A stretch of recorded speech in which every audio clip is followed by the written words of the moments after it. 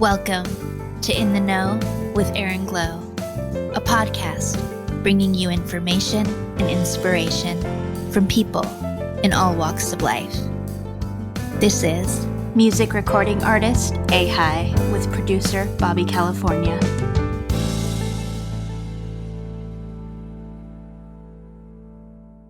Welcome to In the Know with Erin. I'm so excited about this episode because I have with me today music recording artist A.Hi, or as I know him, Art, and producer Bobby California. They're gearing up to release their latest collaborative project, Concord Greens, which we'll get more into later on in the show. But right now, first things first, I want to introduce these talented human beings. So let's get right into it. A.Hi is the son of a rapper born in Chicago and raised primarily in the Bay Area of California. He founded a love for hip-hop at the age of 7, and he's completely immersed himself into the culture ever since. He recently moved to Los Angeles on a leap of faith to pursue his dreams.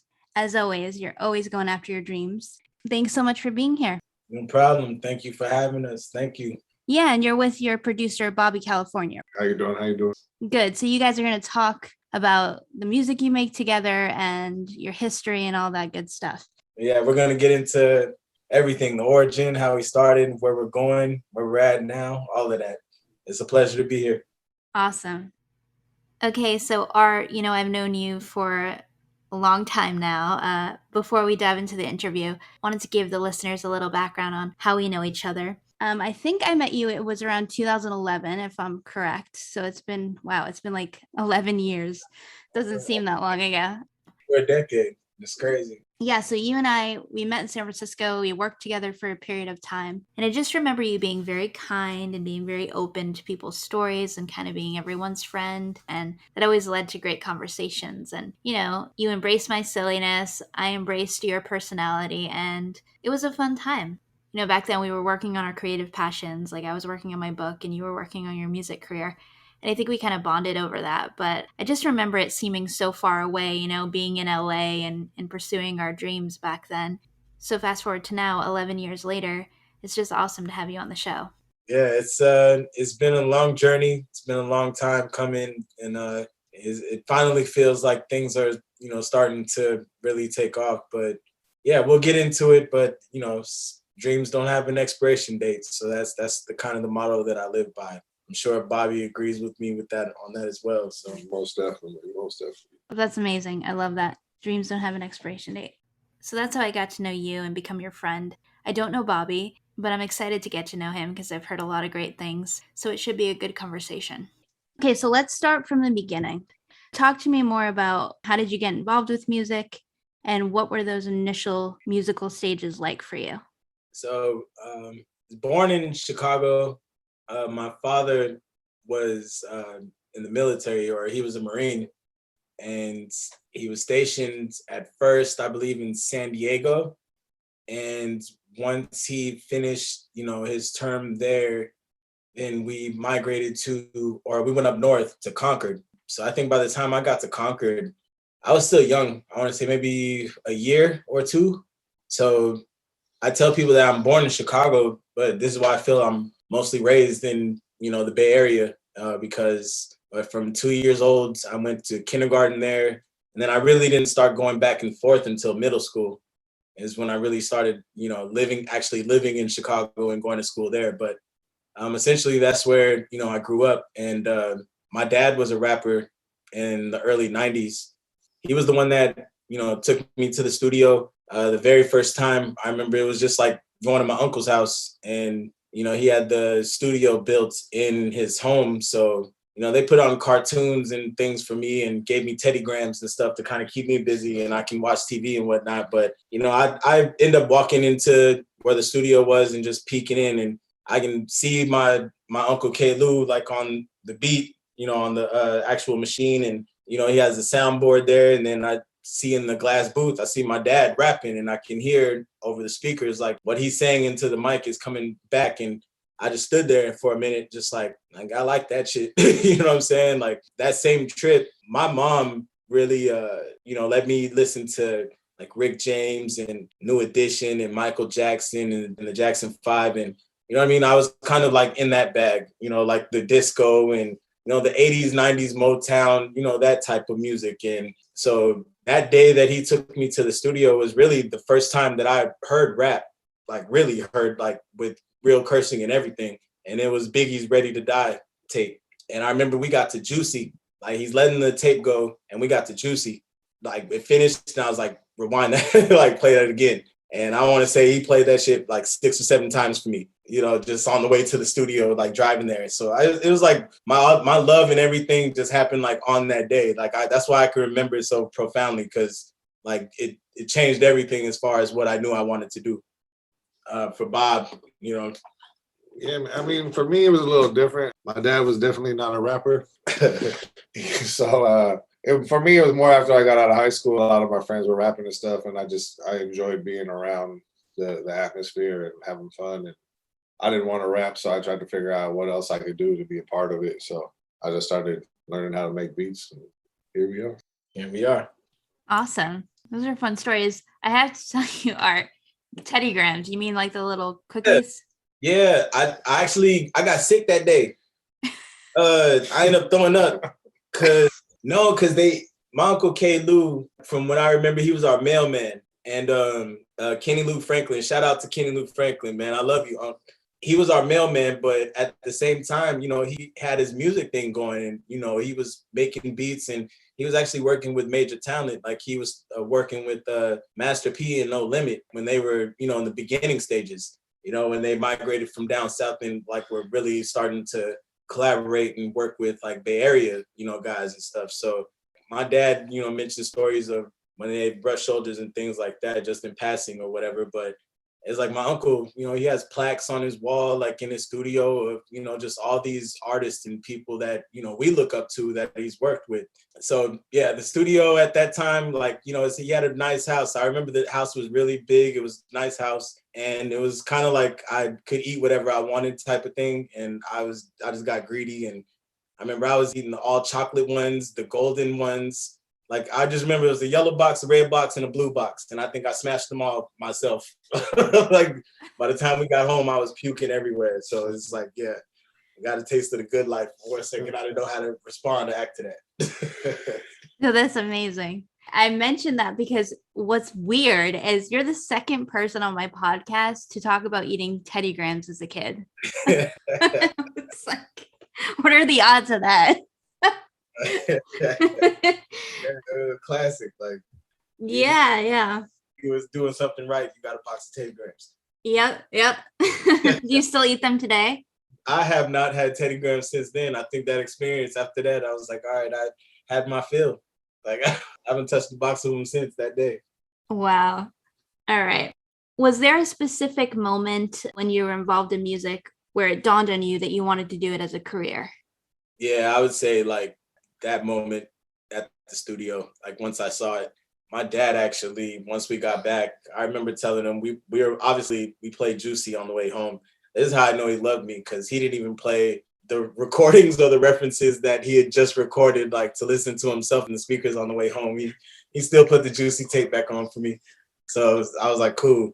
And we listened to that on repeat all the way home. So in total, I probably listened to that shit like 15 times that day.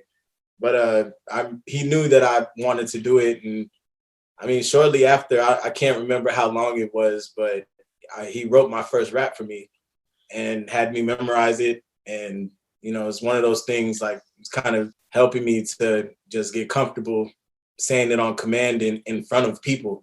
So if he had guests over or friends over, or if he was rehearsing with his buddies or they had writing sessions, he'd be like, hey, go ahead and kick that real quick. So it didn't matter who was around, like I would just do it, And then from there, I started kind of writing on my own, my own words. I didn't really know what I was saying. You're talking about like an 8 or 9-year-old kid. Like, I don't know what the hell I'm talking about, but as long as it rhymes, I'm at least starting the process of formulating those thoughts and, putting them down on pen and pad. So that really did it for me. When I say that moment in that time period and that trip that he took me on, like he probably didn't know like how much that would have an effect on me. You know what I'm saying? But that changed my life for real.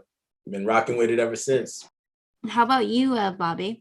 Like I say, I was making beats for all the homies and stuff, and it it was just fun. I never thought that I was gonna do anything with it, but a few of my guys they actually got on tour with JT the Bigger Figure, who was a big time producer rapper from San Francisco, and it made me think like, hey man, we got something going here if the beats I'm making is getting people on tour and stuff. So after that, I kind of started taking it a little bit more serious. Yeah, cool. So Art, your father was a rapper. So my question was, are there any more family members involved in music? Obviously your dad. Do you guys influence each other or look to each other for ideas even now? Does your dad still rap? As far as other family members, yes, there is a huge collective of us now. My little brother is rapping, which is really dope. I have a cousin who's a DJ who's really building his name up. Shout out to Fresh out in Chicago. Shout out to Banky. And that's my little bro that raps. I have a whole gang of cousins. My cousin D-Boy, Money Make, Dre Day.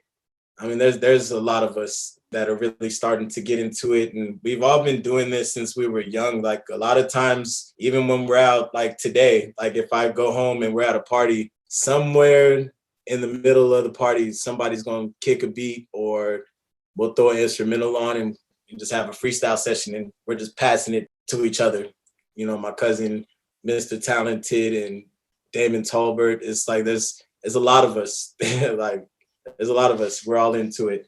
My father has not rapped in a very, very long time.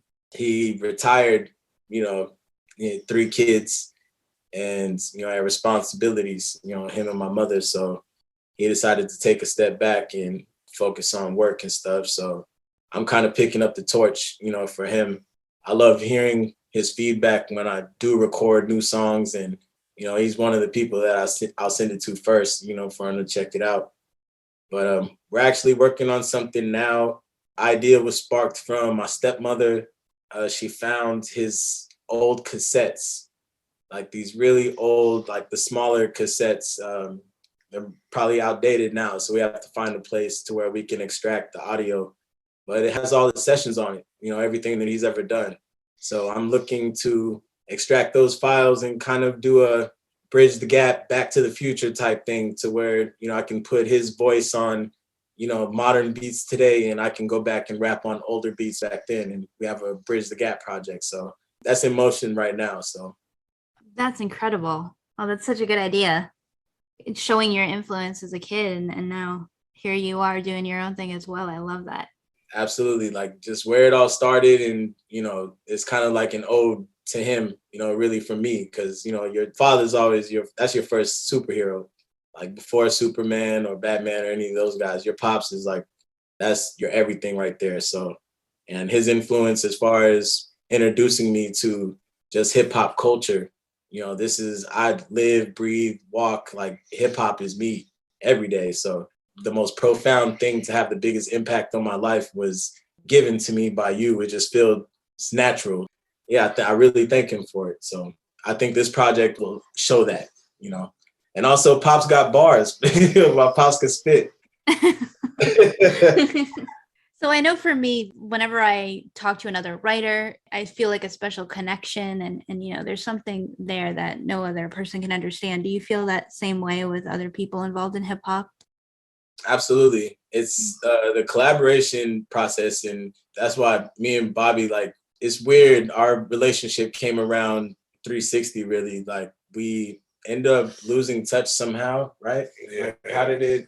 I mean, I feel like I moved away from the apartments and then I kind of just lost touch. And then I ended up moving back to Chicago. And so you're talking, from we grew up together in childhood, but was like a 15-year gap somewhere around there. Probably, yeah.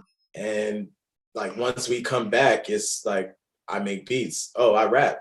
And you want to tell her like how you felt about that, like that whole when you were told that I rap and stuff. I mean, like when you're doing this, everybody's a rapper, everybody's doing that music thing, so one of the OGs, shout out to Jeremy DeGroff, he said, look, little Art is rapping, bro. You should work with him. And I was just like, oh man, like, and everybody's rapping, bro. Like, I thought I was big stuff, and But then I listened to him and I was like, wow, this kid's dope, man. Like I gotta work with him. I think he kind of had the same feeling because I had to chase him down a little bit to get him to work with me, but we're doing it now. So Yeah, so it was around that time, like I think the work of art project, I was definitely in Chicago at the time. I put out a mixtape before I left the Bay Area called Black to the Future. And then as soon as I got to Chicago, I dropped the work of art. And I think the time he started reaching out to me was right around the time like my first real like studio album titled Skywalkers came out. And so the response that I was getting from that was big. And then I was getting a lot of people that wanted to work with me at that time. It's like, it went from like nobody really knowing who I was to like, okay, it's, blogs are starting to repost my stuff. And it was, a lot of the songs were getting really good hits and the plays were going up. So obviously your network of people who want to work with you and collaborate with you was big. So us still finding each other, still took a minute. But it's like once we got it and we got together and we started connecting with music, it's that energy, just in collaboration. We're positive guys, you know what I'm saying? We don't really like our subject matter, it's not too serious. We'll touch on serious subjects, but for the most part, you hear the songs and the things that we talk about.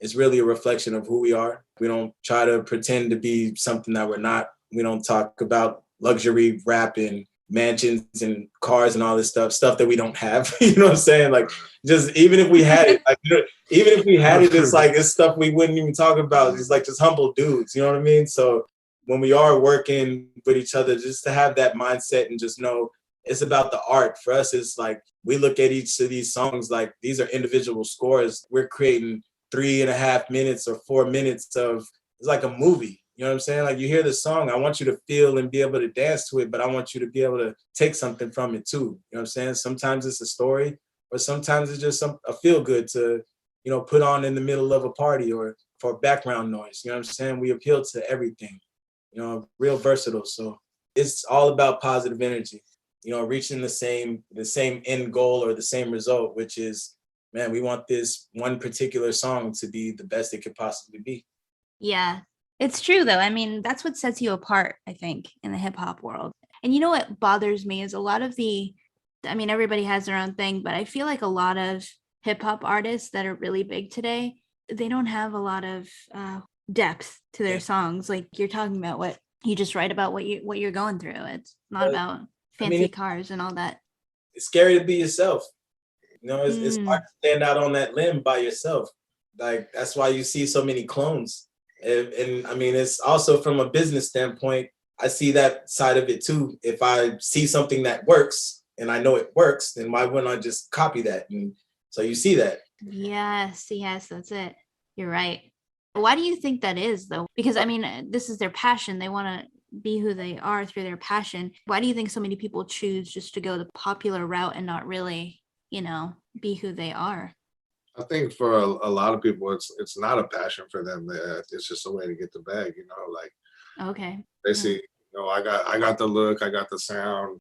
I just rap about getting money and girls and nice cars and it works, So I mean, not to say everybody's like that, but I think for the majority of stuff that's making money right now, once you get that first check, it's kind of hard to start making stuff that you're personal to yourself or whatever. You want to keep getting that money. It's that microwave society. Like you want the end result in the quickest amount of time and effort possible. You know what I'm saying? So creating your own sound and finding your own identity, that takes a lot of soul searching. It takes time to do that.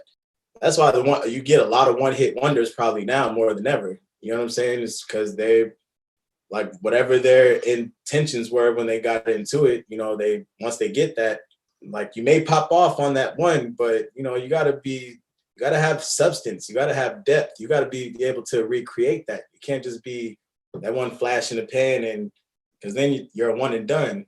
We're seeing more of that now, and technology's really opened everything up. So it's no holds barred now. Like anybody can go viral.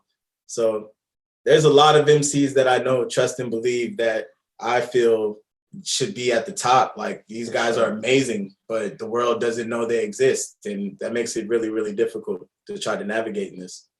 Yeah, I mean, social media can be a good and a bad thing in that way. You have a lot of exposure to people, but I mean, if you don't have a platform to jump off of where, you got to work really hard to even get your name out there. And I miss the days of MySpace when, when you first, MySpace was a big thing and a lot of people, a lot of talented people, I think, were Absolutely. able to use Shout out to Tom. Shout out. that. Yeah, I mean, I remember when it was Facebook was just for, colleges, and now it's for everyone. Yeah, Yeah. you had to have Now it's for your parents. Yeah. You had to have an EDU, actual EDU email address. Yes. To actually Yeah. have it, and yeah. Yeah, and I mean, it's great that we can all connect and all of that, but I feel like there's so many young people as we use it just to, I mean, for lack of a better phrase, an ego boost. Pretty much. Yeah, and it's sad because they have so much potential, but it's just like, oh, let's get that. You're right, that immediate attention. That immediate just response. Like when you see people literally, so I'll see some of the funniest. Like I'm not gonna lie, like so I laugh every day at the shit that I see on social media, just because there's literally some of the wittiest and funniest people in the world, like who are posting. It's just the actual the post itself is just entertaining and it's funny and it's fast and then you see 100 people just repost it on their shit like they made it up, and it just completely takes away from the original person who created the content, and it just sucks. I feel for that person who's like, man, this was some dope shit, like to say I was the first one to say it. Now it's 1,000 of those floating around, and you know what I mean, like it's that's like I can't imagine. I put out a song, someone takes my lyrics and starts spreading that shit around like they made these bars up. I'd be pissed. You know what I'm saying? Like, hey, bro. yeah. Yeah, it's It's true. It's, oh my gosh, social media. I have a love-hate relationship with it. it's really love hate. Mm-hmm. All right. You mentioned Biggie when you were little. You listen to him. Who are some of your other musical inspirations? And do you have any favorite songs? Anything that sticks out? So this is funny because I actually just posted like my all-time list not too long ago. So in no particular order, I'm not gonna list any songs because it's just no, I'll be here all day. Uh, but in no particular order, these are like, my favorite guys and really who gets the most rotation and spins, when I'm driving or walking around in my headphones, really in any setting, like I can listen to these guys. Jay, as in Jay-Z, Kendrick, Kanye, Lupe Fiasco, Lil Wayne, J. Cole, Nas, Ludacris, Mos Def, and Method Man. Like all my writing, just the things that I've learned about wordplay and just charisma and just bar structure and just a lot of it comes from those guys in particular. Very talented men, that's for sure. What's funny is my hip hop knowledge is limited, but when I was little, my older brother, he introduced me to hip hop. And I remember the first hip hop song that I loved, and I don't know if you agree on this song, but was Regulators by Warren G and Nate Dogg. Yeah, absolutely. That's a West Coast classic. Yes, I loved that song. I'm like, oh my gosh. And yeah. You can't have a 90s playlist like without Regulators on it. Yeah, it's so catchy. It's just Why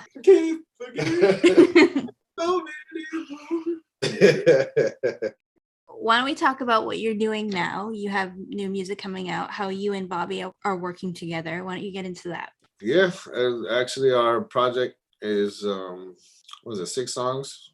It's actually getting mastered right now. So we are hoping to have the project out mid-June probably. So we've been working on it for a long time, a lot of time and effort into it. So we're hoping people. And the thing that people are gonna really pull from it is that there wasn't really a centralized theme, or if there was a centralized theme, it was just display and showcase our versatility. So when you listen to these songs, you'll see that they're all standalone singles. It's just really a compilation of the work that we've been putting in behind the scenes and a culmination of, our favorite ones and the ones that we feel are ready to be pushed to the public. So, it's not It's not one of those things where it's going to be a theme type project, but it does have good replay value and it flows from one track to the next. And again, they're all very different and unique, from each other. So I think people are going to enjoy it. And, I'm excited to see which ones or, people gravitate to the most. You know what I'm saying? Like for real. It's kind of like an experiment. Like it's cool. How many songs is it? And do you have a title for it? So there's 6 songs total, and it's really just Conquer Greens. Nice. Yeah, Conquer Greens. That's the apartment complex we actually grew up together in, which is kind of cool. So yeah, so taking it back to where it all started, Yes. This is going to be essentially a volume series. So this is, volume 1. And, once we build up, the library and we feel the time is right, then we'll hit them with volume 2 and so on and so forth, So this is the first one. So we wanted to set the bar high, and we hoping, people enjoy it as much as we did making it, Right. Okay, Art and Bobby, we're going to take a moment here because it's time for Love Letter Break.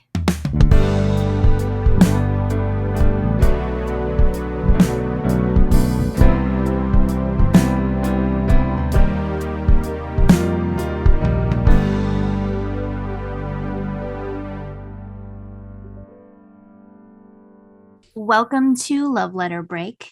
This is the break in the episode where I ask my guests to come up with 1 to 3 people to express gratitude for. This was inspired by a 30-day love letter challenge I did for myself, in 2020.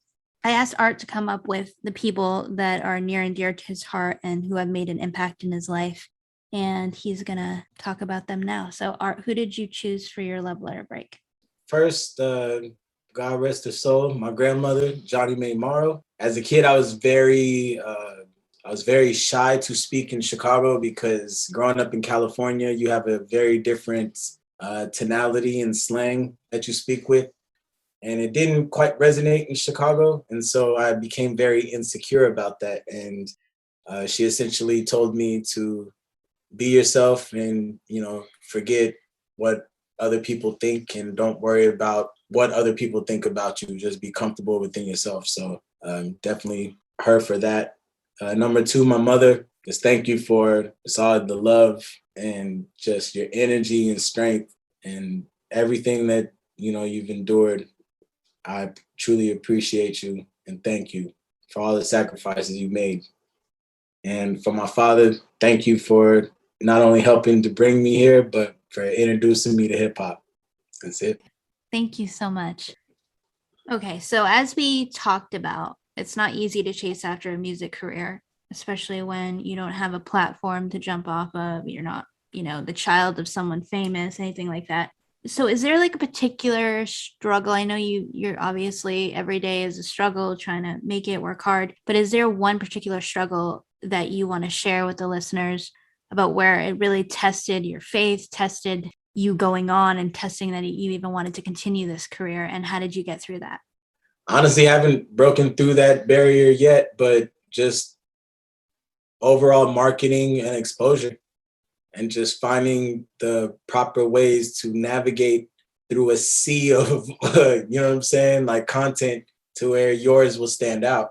It's, you can't really just rely on, posting on Facebook or, Twitter or any of those type of things and just hoping that or rely on that for it to go viral. It just doesn't work like that. When people go viral, it's literally like a lightning in a bottle when that happens. So obviously I believe in the brand. I believe in the talent. I believe in the things that we're creating. It's just how do we stand out, at this point. So that's the major hurdle I think that a lot of independent musicians are facing, because when you don't have that machine and have that push, like you'll notice, you'll see certain artists when the machine is working, they're everywhere. You see their faces in all the ads. You see them on TV. They're doing promo runs. It's because they have the financial backing and push from the company that's investing in them, so they need them to do well in order for them to make their return. So when you're independent, you have none of that. It's all grassroots. So, you literally have to try to come up with new and innovative and creative ways, to again, get yourself to the masses, but it's not easy. And we're still trying to figure it out each and every day. I think even when you figure it out, you still never figure it out. So you have to keep expanding and keep growing. So it's like a continuous problem, really. Yeah, always keeping up with the times. Bobby, what about you? Is there anything, like any particular tool you use or mindset? Like, do you tell yourself things when you're feeling doubt that helps you along the way? Yeah, for sure. I feel like I probably quit producing a thousand times. But after a week or two, I have an amazing wife who believes in me and pushes me, and she'll tell me, go make a beat or something. You're being an asshole right now. So it's like, if I don't have that creative output, even if if it's to make a beat for a project or just to do something creative, I feel like that's my push. Like I've learned that that's how I keep myself grounded, and but I just enjoy it. So just try and make something new every day if you can. For sure. Shout out to your wife. What's her name? Elnaz. Nice. All right. So she's definitely one of the factors that helps you to keep going. That's awesome. Okay. So we were talking about social media earlier, and I know, and Bobby, you guys were around before social media became a thing, just like I was. We're old for that. I haven't had to promote like a show. I used to do shows sometimes with bands and music promotion and all that back in the day, but I haven't done it in a while. And I don't know how it is now, but how do you promote your shows? Do you still use flyers? Do you go out and give flyers away, give promo materials away, or do you just strictly use social media? And how do you feel about both forms? Do you feel like one is better than the other? So back when Skywalkers came out, and I think that dropped in 2014. So I was doing a lot of promo in like 2013. I believe we started like maybe 6 or 7 months before we actually got the physical copies. And back then, inspired by my boy Tone Famous, rest in peace, Anthony Try. He basically had a label called Format. I was like his first signed, act. He was an MC as well, but he started this for, to bring not only his friends and his brothers on, but so that he believed in our talent as well. And so, it was me and him. Basically, I'm in Chicago, he's in the Bay Area, and he's flying out to, help when he can. But for the most part, we're just calling and keeping in contact every day. And, he basically put it into my hands like, yo, this is your career. You got to take the reins of this. Like, how bad do you want it? And if you want it, then you got to get out there. So back then we had flyers pressed. I would hit all the colleges. I would go do interviews with the college radios, just making my rounds, trying to get people to, just know the name, do a lot of shows, obviously post on social media, maybe not as much as I do now. But yeah, now, fast forward, everything. I don't think I've walked around and passed out flyers or anything like that. It's been years. Everything I'm doing now is digital. So it's just trying to find, like I said, new and creative ways to, it's like making an ad, like having your own ad company. Like I got 15 to 20 seconds of their attention. And, I got a show coming up. It's easy just to put up, just a flyer or something like that. But got to go that extra mile, get a trailer made or something. You know what I'm saying? Even for the people who can't be there, they at least see that you're working. So I'm always trying to pump out new content and show people what I'm working on and what we have, happening. But yeah, no more walking around on foot and putting flyers on windshields or anything like that. It's pretty much on my social media handles and things. You'll catch what I'm doing there. So it's changed a lot. Yeah, it has. What about live streaming? Like a lot of people will do concerts live streaming now. I mean, that is exciting, but do you feel it takes away from when they could go and see you in person? Do you think you're losing people? Absolutely not. I think live streaming and live shows, that's like I remember when the pandemic happened, I was at my sister's house and me and my little brother did a IG live. I think we used her iPad for Instagram and then my phone for Facebook. So we had two running at the same time. And I was inspired by Versus because, the pandemic happened and we were all on lockdown. And this was like when right before the first episode of Versus, or maybe after the first one came on, and I saw how they did it, and me and him did the same exact thing. I was self-conscious about it, so I ended up deleting it like a couple weeks later. but like it was dope just to because I've never done anything like that. And I was like, okay, that's a whole nother way to really get yourself out there. You know what I'm saying? So planning right now, we're in the works of throwing a live event in Chicago. We're planning for next month, but the show's gonna be in July. So next month's kind of gonna be arranging and getting it all together. But streaming in July, we're gonna do a show and it's gonna be live streamed. You know what I'm saying? So if a show or venue has a certain capacity, this is a whole nother way to get thousands or potentially millions of other eyes on you. Not saying I'm gonna have a million people watching me, but you know what I mean? Like you never know if this person shares the link, that shares the link, that shares the link, that can extrapolate to a lot of people really, really fast. You know what I'm saying? Yeah, I can definitely see the benefit that way. Have you ever found though that people will choose a live stream over an in-person event if they're in the same area? Or do you think that most people would just go regardless of the live stream? I this will be my second attempt really doing it. So I still I don't really know. Like the pandemic slowed everything down.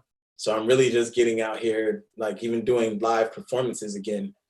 But since this year started, I've done maybe 2 or 3 shows only. So yeah, everything's slowly starting to ramp up. So, we're just keeping, our eyes open and being optimistic to any and all facets and possibilities of, ways to really push our music and our content. So This question's for both of you guys. What would you say is one of the biggest highlights of your career? And what is one goal that you have yet to achieve? I've had a lot of highlights in my career, but I don't think any of them have really been personal. I've been lucky to work with some amazing talent and gone places and done big venues and stuff like that. But it's never was my personal achievements. So I think that would be my goals would be to have that kind of success for us for this project for whatever projects I'm working on. yeah, I would say my dad's a prideful dude. Yeah, big like he taught me to play chess when I was like 5. And Wow. yeah, you would think like, your father would take it easy on you. He whooped my ass. Like I think the first time I beat him, I was like 14. So yeah, for like 9 or 10 years, I pretty much lost like every time we played. So and you got to think we're playing. Some days we're playing like 9, 10 games. Some days we're playing 2. Some days we're playing 1. It's thousands of games. So he's not one to take it easy or take it light. And one day, this was some years ago, after the Skywalker's project. Actually, I think it was around the time my A-High self-titled project came out. This is around like maybe 2017, 2018. And, he just told me straight up, you're a better MC than I ever was. And for me, that was like from the dude that introduced me to hip hop, I thought that was the like dopest shit, just everything coming full circle. I think from there, that's when I kind of got even more serious about like rapping. Like I knew I already was in it and I wanted to do it, but that was like even more fuel. Like, okay, the torch has been passed to me now. You know what I'm saying? So it's like now I'm doing this for me, him, Tony. I'm doing it for a lot of people. So that moment it felt really big for me. I think I teared up a little bit at that point. As far as where we're going, honestly, I don't have that because there's not a ceiling, that I want to hit. I just want to go as far as we can go in all media. I eventually would want to act and do movies and be behind the scene, producing and helping other artists, and putting them on and having my own label. Like my scope and everything that I'm interested in and want to do, like who knows? You know what I'm saying? Like I want to have my hands in a lot of different pots. So I can't really say where I want to end up or what that one thing would be. You know what I'm saying? Because there's so many different things that I want to experience and do. Yeah, that makes sense. I love how your highlight is, it's so touching. It's from the heart. Oh, it was a real genuine moment. Like when he told me that, like he had never told me that before. When he heard the songs, like he'll tell me, yeah, this song's dope, or you need to work on this, and it's funny, like we'd have our conversations and he remember bars from songs that he talked about. And if we're on certain subjects, he'd be like, man, I remember I talked about, and I just hearing him rap, you know what I mean? Like it's a really cool dynamic that we have. So yeah, when he said that, like I knew he meant it. You know what I'm saying? That's why it meant a lot to me because I knew he meant that shit. Yeah, you held that a high regard. So it's like saying you made it. Absolutely. Like I felt like I made it with that for real. Yeah, exactly. I mean, making it doesn't necessarily mean selling millions of records. It means how you feel inside about yourself. I believe that. Absolutely. And that's why I try to tell a lot of people that we collaborate and work with. And when I say I know a very talented collective, like shout out to Abstract Mind, 2G, like there's so many that I can name. It's like, y'all, we've made it already. We're just waiting for time to catch up. Like we're already there. We just have to keep doing what we're doing, stay true to our craft and, to everything that we got going. Shout out to Stringers, you know what I'm saying? King 7. Yeah, it's a lot of us that's working, but all it takes is for the right set of ears, the right song. If one of us gets on, and it's open from there. The world's gonna hear a lot of talent and a lot of content coming, Awesome. What's one of the most important things you learned that you didn't know before about music and about life in general? I would say like you have to learn both sides to this coin. It's easy to only create the music, and it's kind of like playing lottery. You put your music out there and you just hope that the right set of ears hears it and it catches. But I'm starting to really learn the business, of the music and the behind the scenes on, not your royalties and your publishing and your masters and how to correctly do song splits and, just all these things that I think a lot of us overlook. And even myself, I overlooked it because my boy Tony, again, I won. When he brought me on as the artist, he was kind of like the business mind behind it. So a lot of those things I didn't have to even worry about or think about. I just knew that, man, Tony knows what that is. Like he's gonna handle it. And he's not around anymore. So it's I'm finally starting to put that hat on and take the reins of that as well, because that's where a lot of people are missing out, on collecting, the money for the work that they put in. Like there's a lot of money that goes into creating these songs that we do it. You know what I mean? You got to think about buying the beat and the studio time, and then also the editing that comes in post and the artwork and then the promo material, and add on top if you want to shoot a music video for it. There's a lot that independent artists working regular 9-to-5 jobs take a huge portion of that money to do this. You know what I'm saying? So I want everyone to be compensated because this is art. We're creating art and we're keeping it alive and pushing in the world, for this particular art form and, which is hip hop, this culture. It's huge. So yeah, just continuing to push and put out our content and, in all the ways that we can. What about you, Bobby? Is there anything you want to add about anything you've learned that you didn't know before you got into the industry? Honestly, I feel like don't overthink anything. Music is a feeling. So what you created, just put it out. Don't hold it. Don't try and perfect it. Sometimes you ruin the feeling or the mood if you try and make something too perfect or redo it or whatever. So yeah, I held a lot of music for a long time. So I would definitely say just put your music out. Okay, and if you could give one piece of advice to anyone out there trying to chase a music career like you guys, what would you say along the same lines as what you just said, or anything different? Anything you want to add? Make sure you got money. Keep a job. It's not a cheap investment, but believe in yourself and takes money to make money. Just work hard, Yeah, that's facts. For me, what we led off with, dreams do not have an expiration date. Don't feel you are too old or too out of touch or too out of whatever. If you're dope, you're dope. And honestly, that's the shit that lives on. You know what I mean? The gimmicks and the flash in the pan stuff, it's gone. It's here today, gone tomorrow. But the real quality stuff, that's the stuff that lasts for decades and decades. So, just don't feel like it's ever too late. It's not. All right, so now we're going to let listeners hear a little snippet of something you and Bobby worked on, Art. So why don't you introduce what we're about to hear and give a little background about it?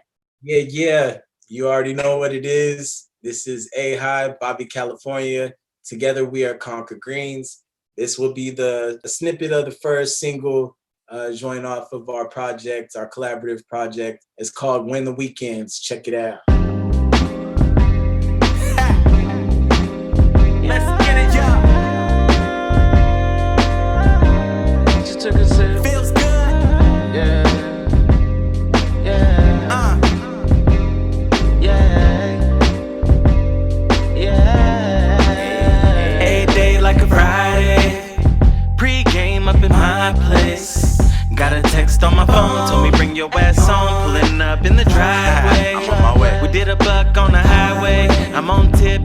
only good vibes, babe, so don't trip.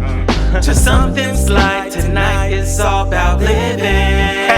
Took a deep breath of air like yeah. Feeling so fresh in a fresh pair of ears. Check. I'm peeping out a couple prospects. Photo op who got next. See my game in full throttle and they know we all VIP with my amigos and some models offset. Getting lit in a bitch, lot of bottles on deck. You would do this if you was in my position. Ready, set, go. Worry about tomorrow, baby, let's go. They can judge it if they want. You ready, set, go. All right. Thank you so much for sharing that snippet. So exciting. You said again, June it should be out. You guys will keep us updated. Yeah, we're finalizing and getting everything ready in June. So we'll have the push, they're going in, we should have this first single out by then. The actual official release will be in July. Okay. All right. Why don't you tell everyone, how many albums and EPs do you have out? Let's see. Mixtapes. I actually just dropped one on Valentine's Day of this year. Probably my most recent project. I would say total mixtapes, I have 3. EPs, I have 3 in the works right now. For the rest of the year, kind of going to take a step back. Other than the collaborative project that I'm going to do with my father, that will most likely be an EP or an LP, depending on how much material we can get. But outside of that, I think I'm just going to do a lot of singles. I probably have dozens of singles ready to go. So yeah, just going to kind of flood them this summer. Every couple of days has something coming out, so people know that we're working and keeping busy. And that's kind of my plan of attack right now, at least. Okay, awesome. And where can people listen to your stuff if they want to find you right now before this new music comes out? Because you have a lot of stuff online already. So where can they find that? And do you have a website, social media? What do you want to give out for people to find you? Absolutely. So our music is available on all DSPs, Spotify, Apple Music, Tidal, Amazon Music. We're everywhere. You can search A.I. The Have Not. The Have Not is spelled THEHAVE, V as in Victor, NAUT. So as in astronaut. All one word, The Have Not. That's my handle for my Instagram, my Twitter, everything. So if you want to follow me on social media, you can catch me there. Once again, that's The Have Not. As you search me on YouTube, I should pull up, and you can find everything there. I stay pretty up to date as far as new releases and content. So you'll see what I got going and what I'm working on for sure. Great. And what about you, Bobby? Is there any social media you want to give out? It's I5 Productions, but it's spelled EYE, and then the number 5 Productions, or Bobby California, depending on which social media you use. I'm also Spotify, iTunes, all that stuff. You can look up Bobby California. I do have some stuff I released production-wise on there, so we're easy to find. Are you open to working with new people, or you have a set amount of people? I have a lot of projects in the work, not just this one. Couple other albums that I'm working on, and I'm constantly looking for new artists, whatever. So I just want to create. And I have a bunch of singles, open verses. A lot of the guys that I know and that I've been, growing in this industry with. Going to be a lot of features coming soon, but always open to new ones. The Have Not Music at gmail.com. If you want to send me something, if you want me on, you want a 16, anything like that, hit me up. Thank you so much. I'm going to end the interview with the same question I ask every guest. And it's a question that was actually inspired by a social anxiety disorder I had as a child.